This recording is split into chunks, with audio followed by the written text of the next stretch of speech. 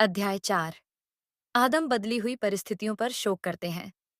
आदम और हव्वा खजाने की गुफा में प्रवेश करते हैं, लेकिन आदम और हव्वा बगीचे से बाहर आने के कारण रो रहे थे, जो उनका पहला निवास स्थान था।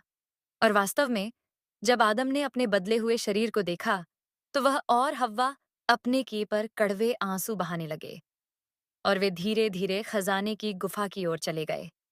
जैसे ही वे गुफा में पहुंचे, आदम ने खुद पर शोक किया और हव्वा से कहा, देखो इस गुफा को, जो इस दुनिया में हमारी कैद और सजा की जगह होगी। यह बगीचे के सामने क्या है? इसकी तंगी उस विशाल स्थान के मुकाबले कैसी है? यह चट्टान उन उपवनों के सामने कैसी है? इस गुफा का अंधकार बगीचे की रोशनी के सामने कैसा है?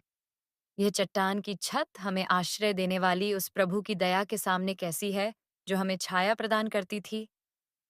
इस गुफा की मिट्टी की तुलना उस बगीचे की उपजाऊ भूमि से कैसे की जा सकती है? यह धरती जो पत्थरों से भरी है, और वह जो स्वादिष्ट फलों के पेड़ों से भरी थी। आदम ने हव्वा से कहा, अपने और मेरे आंखों को देखो, जो पहले स्वर्ग में स्वर्गदूतों को बिना रुके स्तुति करते हुए देखती थीं। लेकिन अब हम वैसे नहीं देख सकते जैसे पहले देखा करते थे। हमारी आंखें मांस की हो गई हैं। वे वैसे नहीं देख सकती जैसे पहले देखती थीं।